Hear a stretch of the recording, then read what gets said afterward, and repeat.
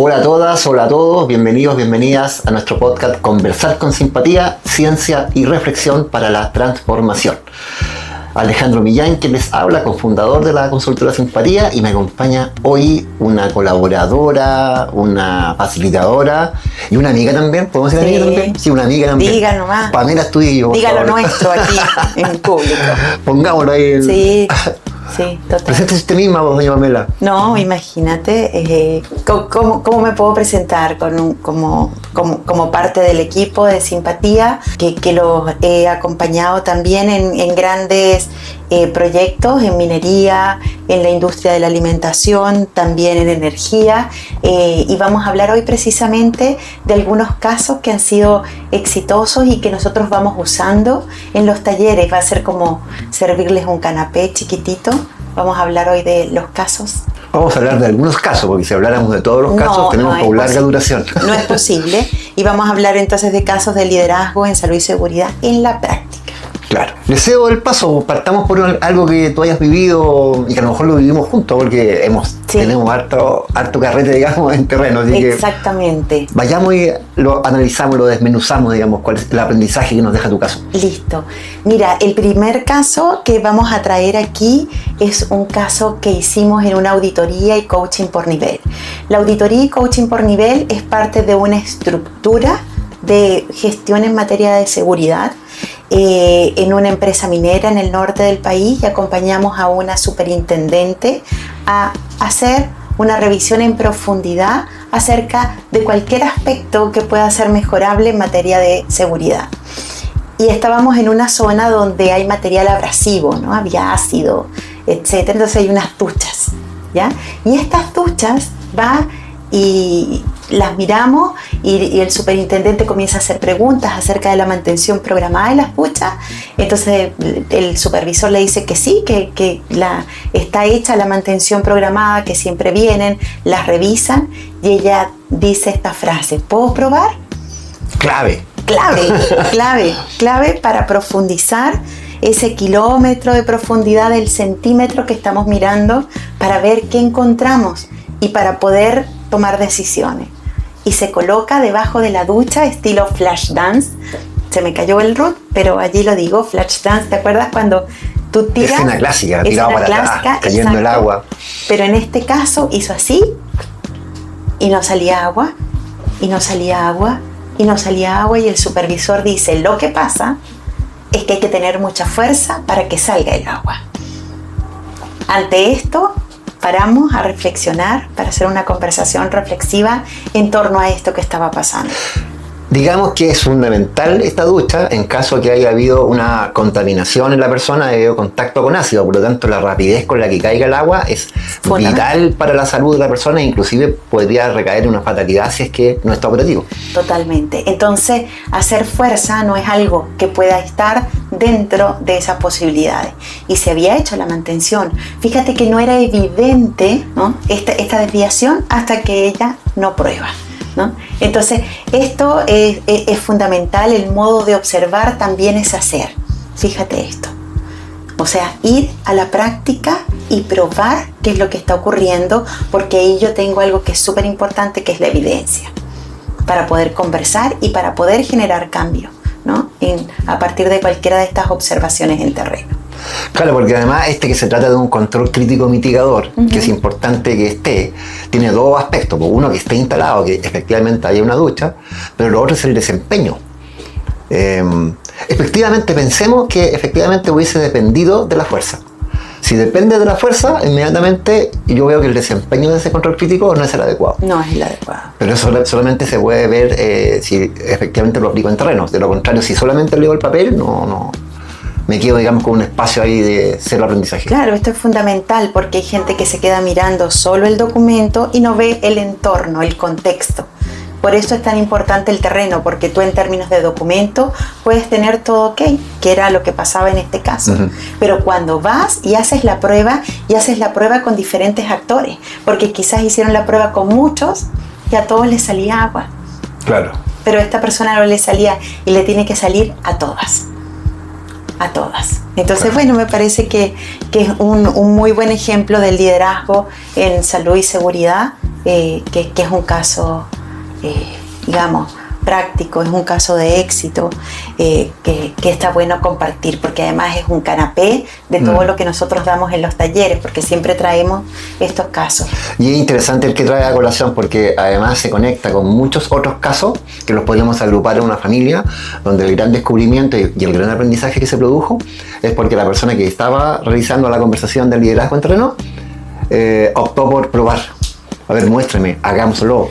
Ser curioso y actuar en consecuencia. Absolutamente. Y aquí lo hemos visto mucho. Oye, ¿cómo es el sistema de comunicación? No, así es, lo explican. A ver, llamemos.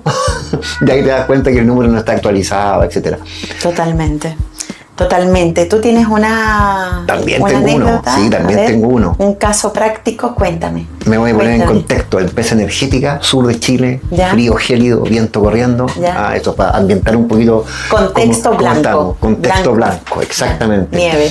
Lo que estábamos analizando en este terreno, también en una práctica de liderazgo de terreno, eran eventos que habían pasado. Y estábamos en un patio, en una bodega, donde recientemente había ocurrido un evento. Había una serie de tubos apilados, de tubos de perforación, tubos pesados, macizos, y que estaban apilados en una especie de pirámide, ¿no? Donde estaba un tubo grande y después se iban apilando hacia abajo. Y lo que había ocurrido en este evento es que, tratando de ordenar los tubos, de hacer mantenciones, lo que había una práctica que los trabajadores subían por los tubos hasta la parte más alta de la pirámide. Y en un minuto, que fue el evento que estábamos conversando en terreno, los tubos se dieron. Corrieron todos porque con el peso de la persona, estos tubos se dieron. Y se produjo una fractura. Pero que podría eventualmente haber sido más grave. Totalmente, estamos hablando de mucho peso. Se le muestra, se conversa con los trabajadores, lo conocían, sí, efectivamente lo conocían, muchos habían estado en el mismo patio, etc. Y la pregunta clave que hay acá es: ¿y ustedes habían previsto que esto podría haber pasado? Y la respuesta unánime del grupo fue sí. Todos sabíamos que esto iba a pasar en algún minuto. Ni siquiera que existiera probabilidad, sino que sabíamos que iba a pasar. Y la gran pregunta que se hace ahí entonces es, bueno, ¿y por qué no se paró lo que se estaba haciendo? ¿Por qué no se levantó la herramienta que ustedes tengan disponible, que en algunas partes se llama tarjeta verde, en otras partes se llama levantar la mano, tarjeta roja, etcétera? ¿Por qué no se hizo? Y aparecieron temas interesantes. Apareció, por ejemplo, el tema de la confianza. Si estaban las confianzas para hacerlo. No solamente, fíjate, la confianza que tiene que ver desde las jefaturas hacia abajo, sino que inclusive la jefatura entre pares. El miedo que yo puedo tener a que sean mis propios pares de repente los que me digan, oye, pero ¿cómo van a estar parando el trabajo? Estamos apurados, estamos por salir, etc. Fíjate que hoy día existe, en la legislación chilena al menos, en el artículo 184 bis del Código del Trabajo, una obligatoriedad de que estas herramientas existan y una protección para que los trabajadores las ocupen. Está normado. Pero lo que nos dimos cuenta en esa conversación es que si no existe la confianza para que se aplique en terreno, las personas no la van a ocupar. Entonces, una de las reflexiones era que el liderazgo, estas conversaciones de liderazgo en terreno, una de las cosas que hacen es que habilitan para que todo lo que está escrito en los documentos efectivamente se produzca en terreno y la herramienta efectivamente sirva. Es como tu ducha, la ducha que tú estabas comentando, una que está instalada, en este caso el documento escrito, existe la tarjeta verde, y otra que efectivamente se pueda ocupar. Claro, y lo que me llama la atención de esta práctica que traes a este podcast hoy es el hecho de que la gente lo piensa, pero no lo dice, como dice el humorista. O sea, sí, yo había pensado efectivamente que esto podía pasar, pero ¿qué espacios de conversación habilito yo como líder en terreno para que eso salga, ¿no? Y lo podamos conversar. Oye, ¿no te has imaginado que esto puede pasar?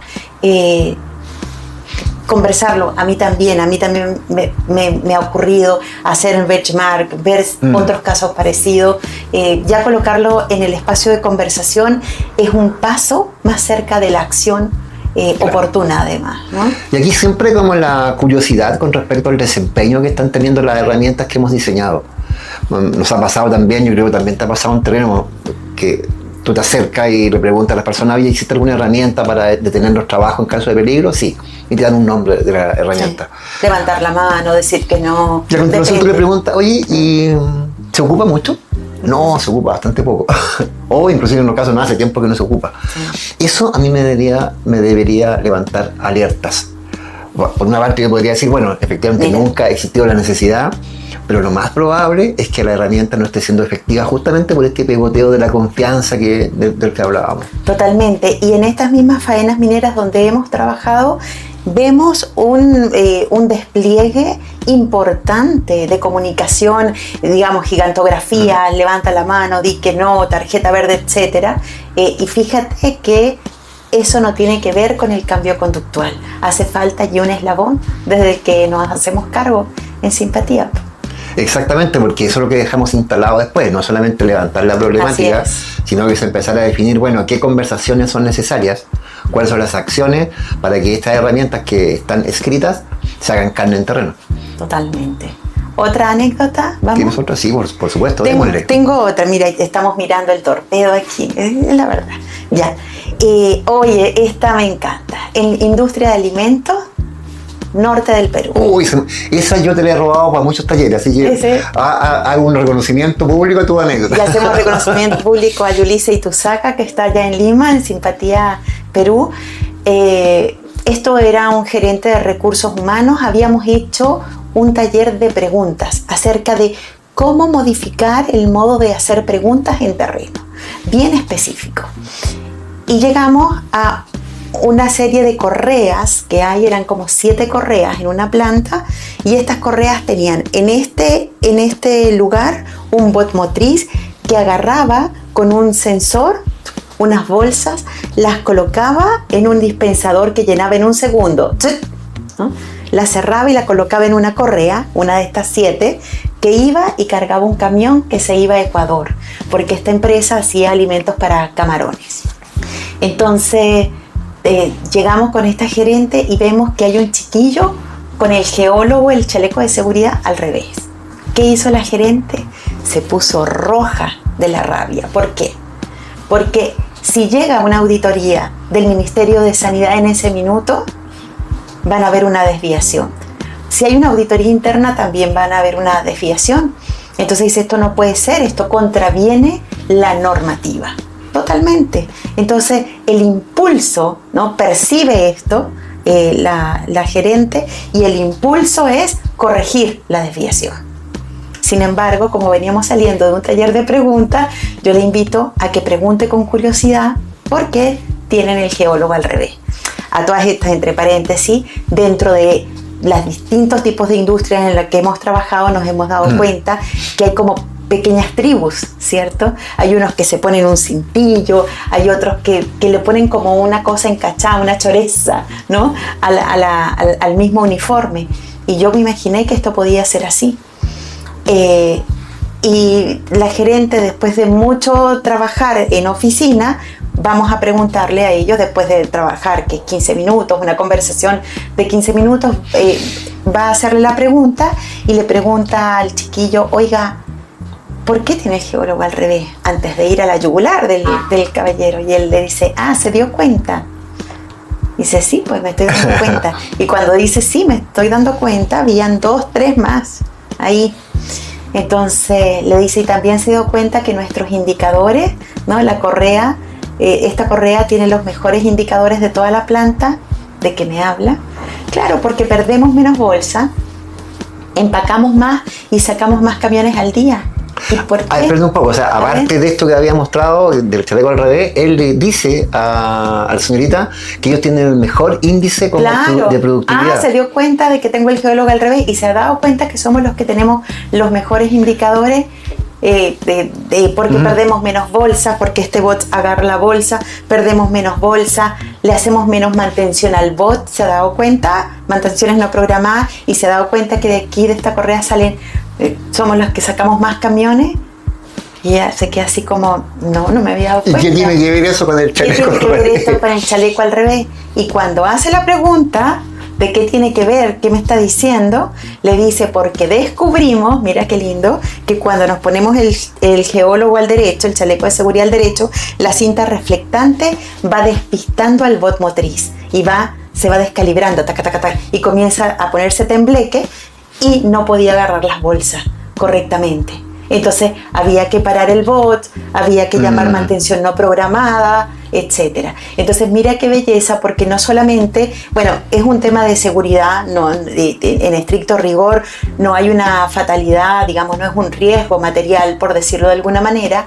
Sin embargo, los recursos que se ahorraron por esa conversación, digamos, fueron maravillosos, porque menos HH de mantención no programada, menos cambiar el tipo de PP, además la musculatura que se le dio a esa gerente, cómo comenzó a llevar cosas de mayor interés a los comités ejecutivos de la empresa, fue un resultado maravilloso. ¿Le gustó? Buenísimo, Bueno, ese me es encanta. muy bueno.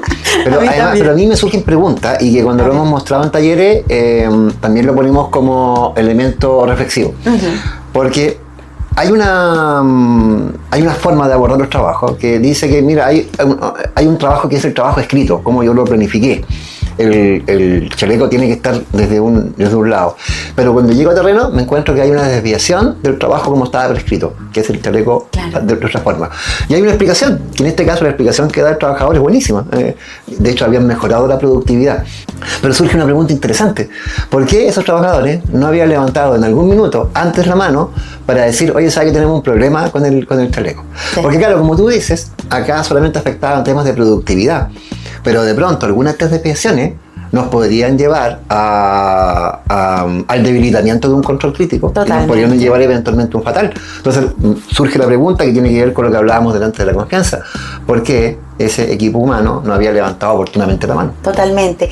Y aquí tenemos que estar, pero muy pendientes, sobre todo el liderazgo en terreno, con las personas que son muy obedientes. Porque fíjate, este chiquillo decía, pero nosotros lo hemos hablado con mi jefe, pero el jefe, ¿no?, trataba de no colocar la conversación porque sabía que esta solución estaba desviándose del proceso, y lo que había que hacer era revisar el proceso, hablar con los involucrados, etcétera.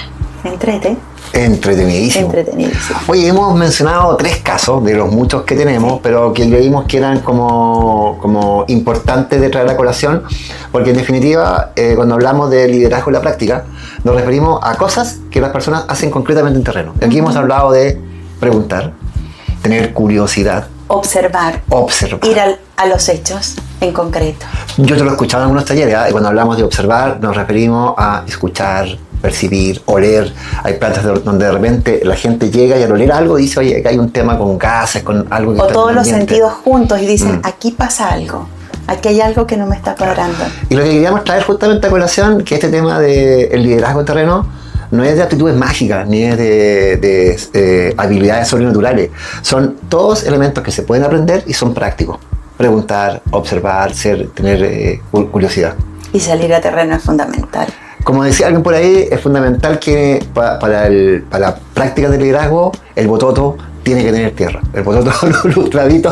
Mira, tú puedes mirar así en cualquier líder los bototos en la oficina y puedes decir, está haciendo falta terreno, Está haciendo falta terreno, así que estén más cochinitos. Bien, po. Eso. Oye, agradecerles por la presencia, les pedimos que nos sigan en nuestras redes sociales, que comenten también si tienen algún otro ejemplo que compartir, lo estamos leyendo, encantado de poder ver, digamos, cómo se aplica, cómo ha sido su propia experiencia en liderazgo, y que nos sigan acompañando en los próximos podcasts. Sí, eso, Pamela Zudillo. Totalmente. Muchas gracias por la invitación, muy contenta de haber estado aquí. Ya. Adiós, chao a todos, a todas.